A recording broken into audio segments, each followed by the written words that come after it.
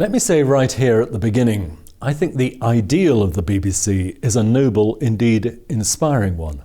In a democracy like ours, a source of information that is rigorously impartial, available to all, free from bias and comprehensive is highly desirable. The provision of impartial information is a prerequisite of free and fair elections. Free debate, which includes opinion from across the political spectrum, is the lifeblood of democracy. The BBC's defenders will say, "We have just that. The BBC is all that you describe." I'm afraid I can't agree. On the contrary, I think the BBC news services can now be placed accurately on the political spectrum. They inhabit a specific point on that spectrum, and that's led to a deep-set bias, which has coloured all its output. How do I know this?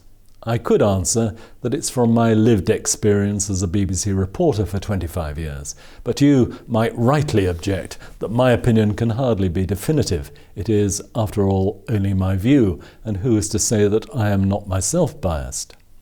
This points to the difficulty of proving bias, and this difficulty has been used by the BBC itself to deflect criticism and delay much-needed reform.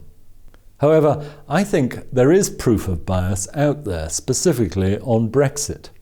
20 years or more ago, some Eurosceptics, fed up with what they perceived as the BBC's bias against them, put money behind a media monitoring outfit whose sole purpose was to analyse BBC news output on the European issue.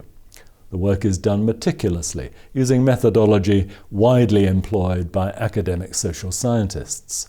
The work is still carrying on, and the reports have steadily accumulated over the years, so they now represent a very respectable research archive.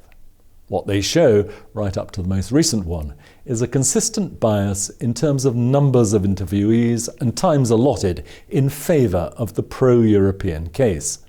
And that bias runs at a steady rate of roughly 2-to-1 against the Eurosceptic position. And it's not just about mathematical unfairness, it's also about tone, and the BBC's tone on Brexit has been remorselessly negative. I should say in passing that if you want to have a look at this research, it's easily found online at Newswatch UK.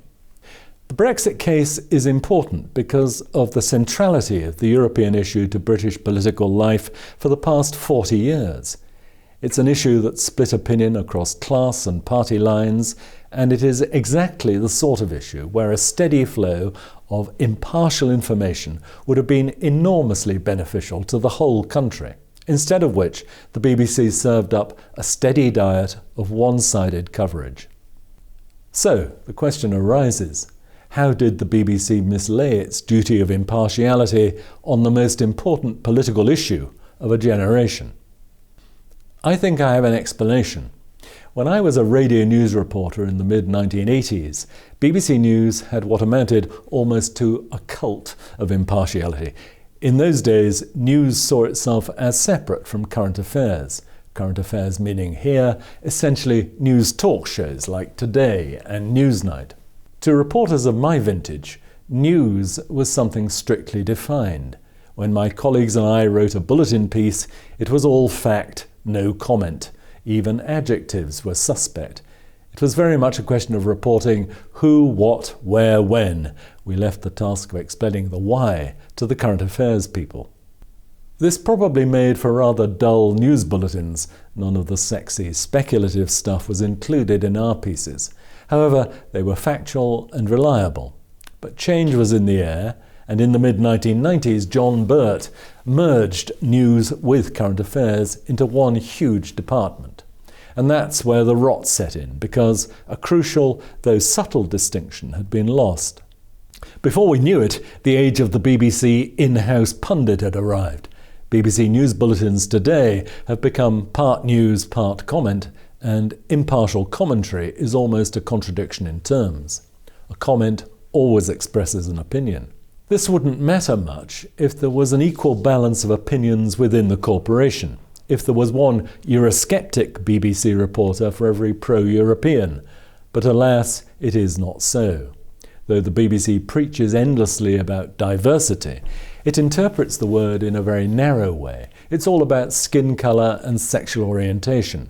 It ignores political diversity. I suspect every large organisation recruits people who it thinks will fit in and be one of us.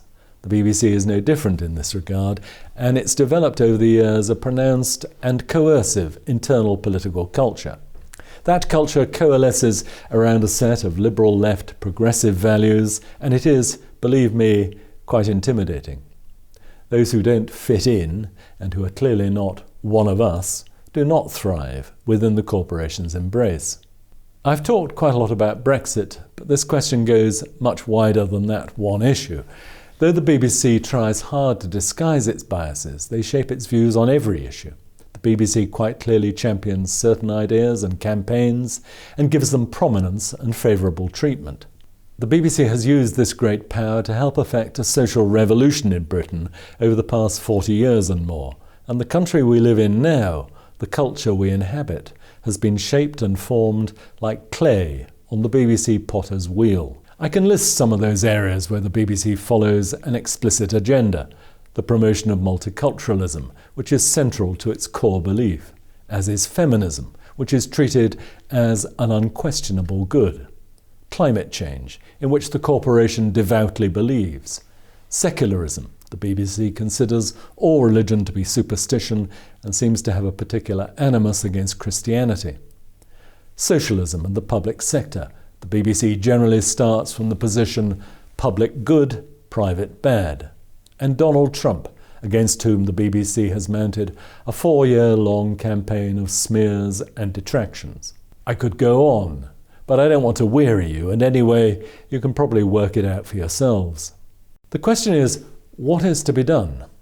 The BBC's new Director General has spoken of reform, and it's easy to see why. The BBC has few friends in the government and some powerful enemies. There's a growing appetite for the corporation to be cut down to size, which would be a good thing, but there's something more important even than that, and it is for us to be clear-sighted about what the BBC is. It is part of, and I quote, an international subculture composed of people with Western-type higher education that is indeed secularized. This subculture is the principal carrier of enlightened beliefs and values. While its members are relatively thin on the ground, they are very influential as they control the institutions that provide the official definitions of reality, notably the educational system, the media of mass communication, and the higher reaches of the legal system. These are the words of an American sociologist, Peter Berger. He doesn't mention the BBC by name, but he could have been thinking of it, so precisely does he describe it. The BBC is indeed secularized. It is staffed by people who have degrees and higher degrees, and who think of themselves as enlightened, and they have little sympathy for those who don't agree with them, like all the millions who voted for Brexit. This is the point that must be grasped. The BBC proclaims its impartiality, and because it is a big and powerful broadcaster which has dominated the media in this country for nearly 100 years, people have been indoctrinated with that idea. But as Brexit so clearly shows, the BBC has its own view, which often differs from that of the majority of citizens. I said at the outset that the ideal of an impartial national broadcaster is a fine thing, but what we have is a national broadcaster that is funded through taxation as though it were truly impartial and unbiased, but it isn't. What is more, this false concept of impartiality has become obligatory on all the other broadcasters, which are all now pale imitations of the BBC. Channel 4 News and Sky, for instance, were both anti-Brexit in tone and coverage. It's time the scales fell from our eyes. We should see the BBC for what it really is, a subtle propaganda machine for a particular view of the world. We should demand that the BBC lives up to its promises, and if it can't, then it should lose the licence fee privilege. The BBC's version of impartiality is a con, perpetrated by an arrogant, intellectual, liberal left elite. It's time for change.